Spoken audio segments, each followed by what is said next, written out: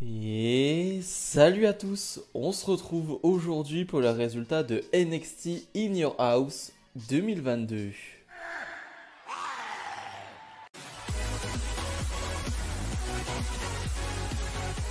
Et on débute directement avec un duel de famille. On retrouve la famille Legado del Fantasma qui a pour chef Santos Escobar face à la famille Tony D'Angelo. Donc on retrouve Tony D'Angelo, Stax et Two Dimes.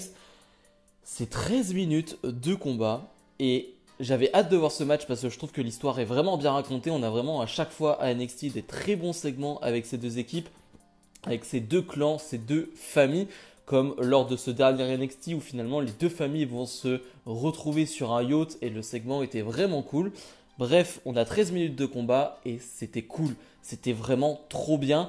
J'ai été surpris et impressionné par la prestation de Stax et Two Dimes, donc les deux membres de la famille de Tony D'Angelo, parce que finalement, les Legado del Fantasma, on connaît maintenant. On sait que Santos Escobar, qui est très très over d'ailleurs, vraiment très très apprécié du côté de NXT, le public qui va chanter Legado, Legado lors de son entrée, c'était vraiment trop cool, vraiment comme entrée.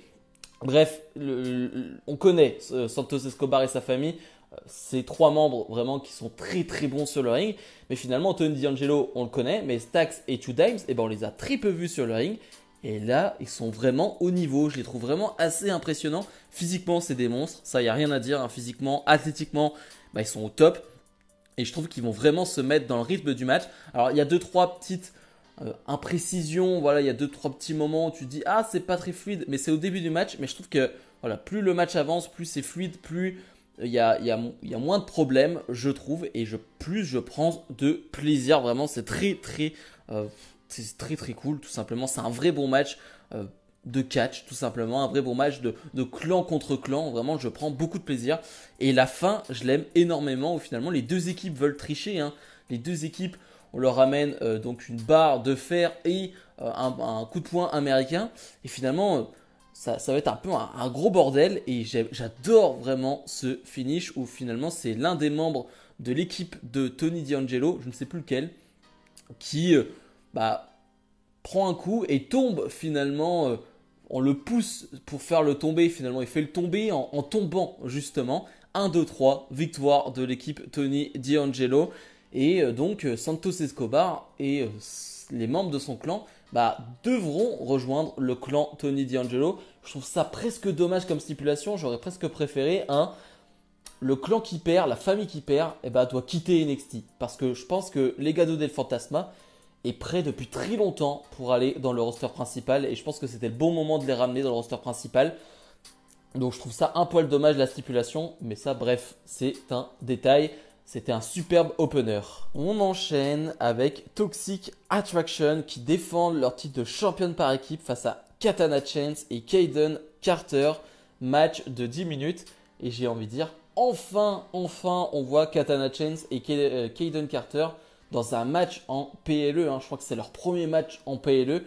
Et j'ai envie de dire, enfin, parce que je le répète et je peux le redire après ce match.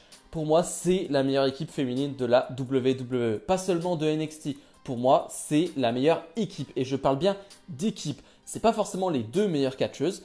Mais en termes d'équipe, de vraie équipe, c'est la meilleure équipe. Pourquoi? Parce qu'elles font des moves d'équipe. Elles travaillent en équipe. Elles inventent des choses. Elles créent des choses en équipe.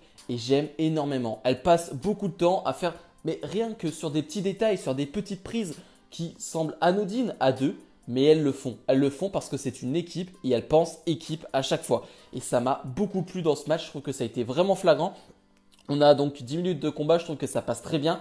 Il y a quelques petites imprécisions. Là aussi, je parle surtout de la part de Katana Chance qui a un catch très risqué, entre guillemets. C'est-à-dire qu'elle a beaucoup de prises où il n'y a que elle qui peut faire ça ou presque que elle. Et donc du coup, il y a des prises de risque qui sont prises et c'est pas tout le temps précis à 100%. C'est pas des botches, mais c'est pas précis à 1000%.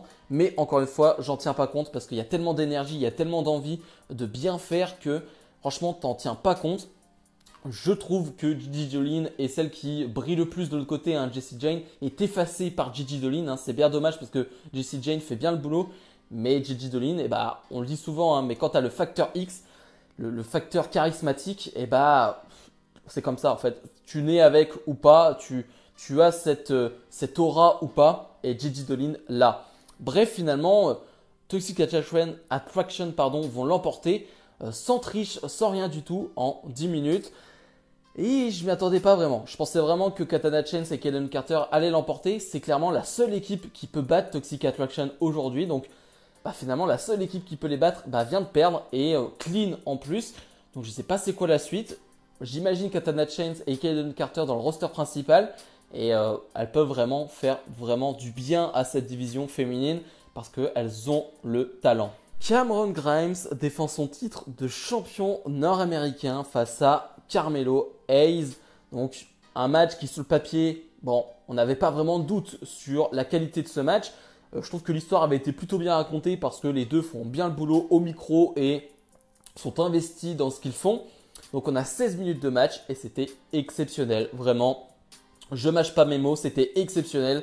Je me suis régalé. J'ai pas trouvé le match trop long parce que là on a eu des matchs de 10-12 minutes.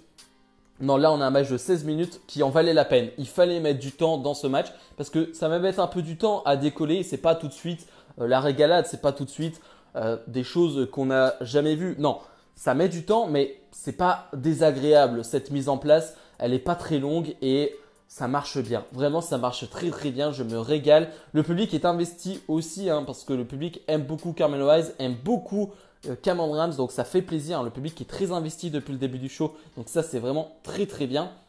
Et j'ai noté 2-3 prises, il me semble, parce que il y a 2-3 prises où j'étais en mode mais c'est quoi ce bordel? Vraiment, c'est quoi ce bordel? Il y a un DDT qui est porté sur le tablier du ring, donc l'endroit qui est le plus dur du ring.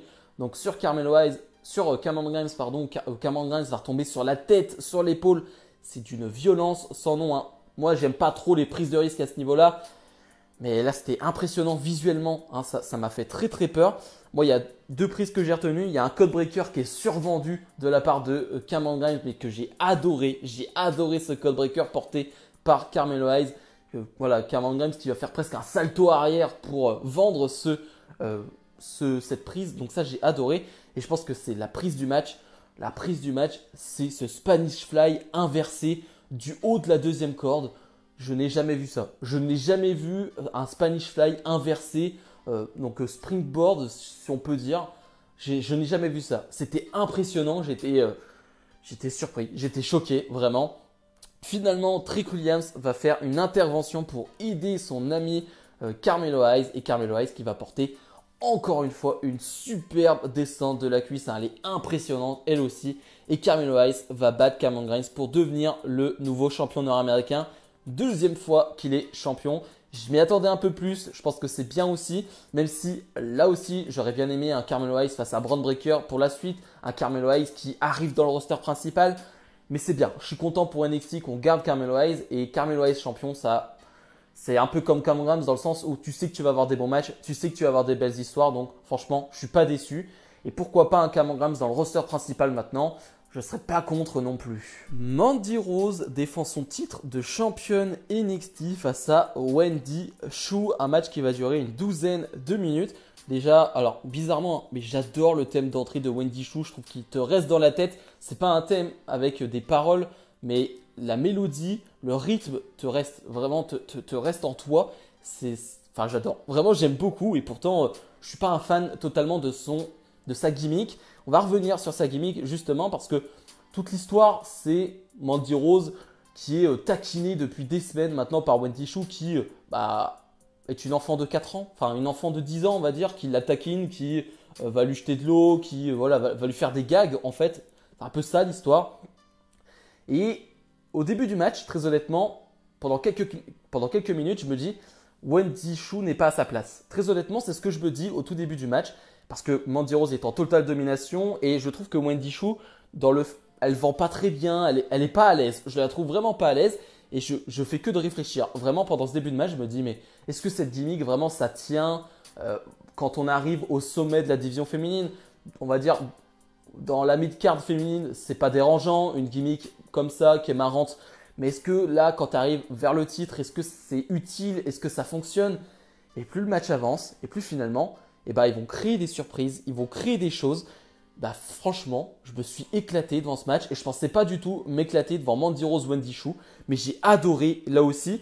Mandy Rose déjà qui est au top. Vraiment rien à dire sur Mandy Rose encore une fois dans ce match parce qu'elle fait son boulot. Et on voit, encore une fois je le répète, mais ils ont enfin compris à NXT que Mandy Rose était athlétiquement impressionnante, qu'elle pouvait soulever n'importe qui. Et bah là elle fait des prises, justement elle porte Wendy Choo, elle est impressionnante physiquement, donc il faut en profiter, il faut mettre ça en avant. Et à NXT ils l'ont compris et je trouve qu'elle fait vraiment bien le boulot.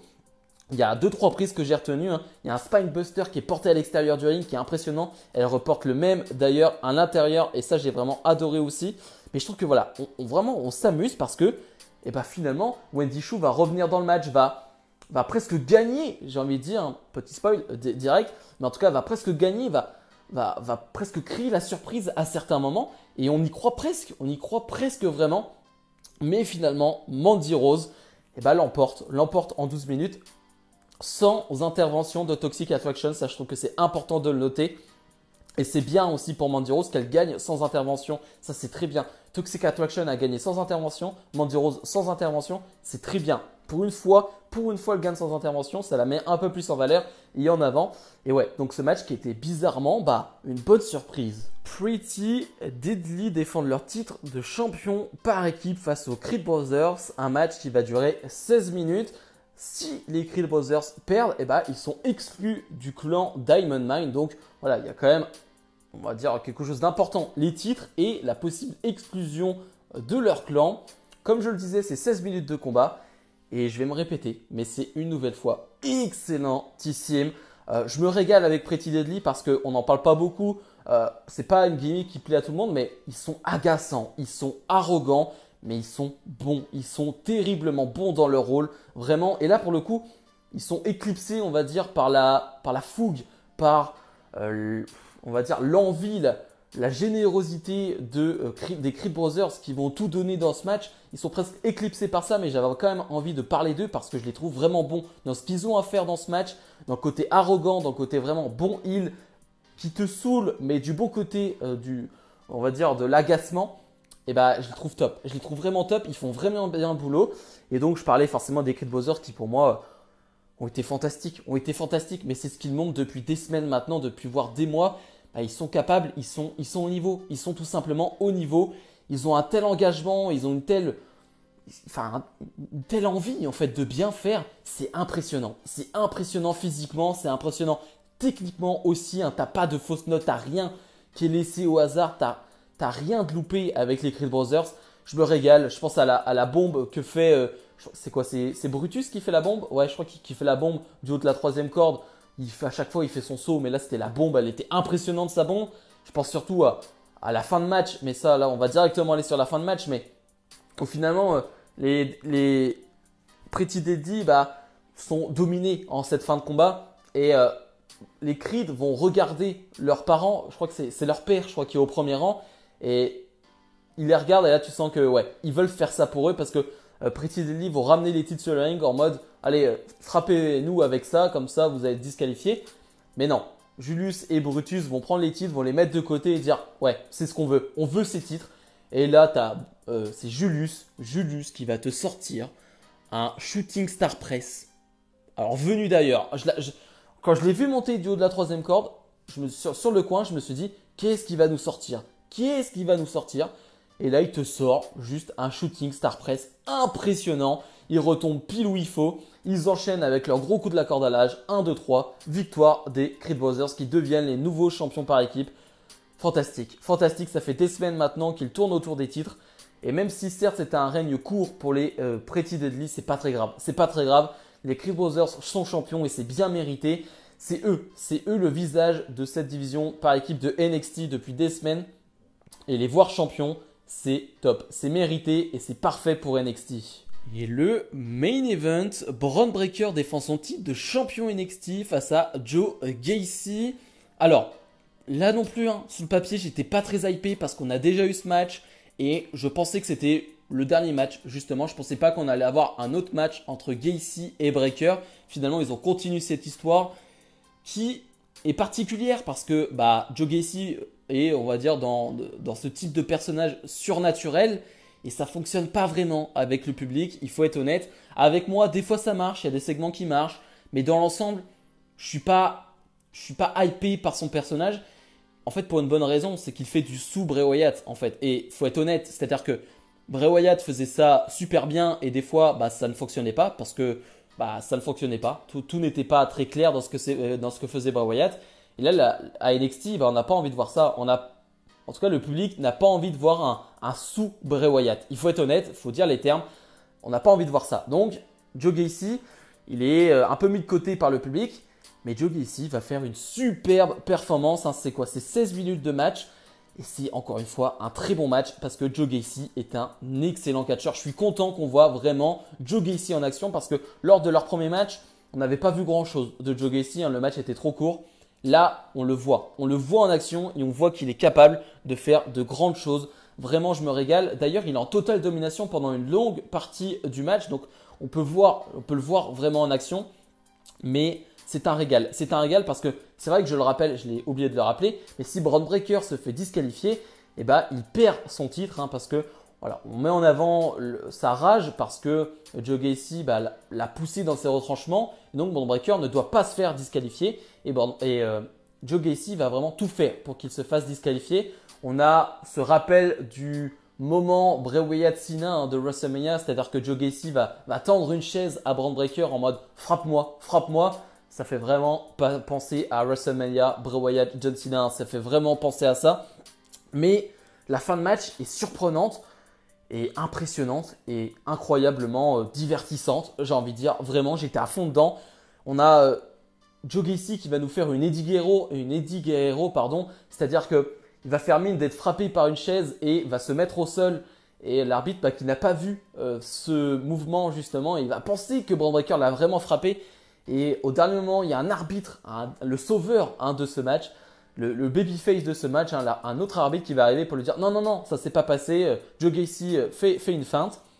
Et on a surtout deux moments, on a un low blow de Joe Gacy, un coup dans les parties de Joe Gacy sur Bron Breakker où là tu te dis, merde, il a gagné, Joe Gacy a gagné. Et non, Bron Breakker arrive à se relever à 2,99 et on a surtout deux spears. On a le premier spear qui projette Joe Gacy sur la table des commentateurs. J'ai jamais vu ça. J'ai jamais vu ce spot à part sur WWE 2K. Sinon, j'ai jamais vu ce spot. Il est impressionnant. Je crois que Joe Gacy va se faire vraiment mal. Il saigne à l'oreille. Je crois que c'est sur ce spot-là qu'il saigne. Mais c'était impressionnant. C'était assez violent comme moment. Et Bron Breakker qui va porter un autre spear. Mais alors celui-là, il le découpe en deux. Il découpe réellement en deux Joe Gacy. Il va enchaîner derrière avec son finish. 1, 2, 3, victoire de Bron Breakker. Impressionnant, magnifique. J'ai adoré. Pourtant, je ne pensais pas du tout adorer. Donc, bravo messieurs.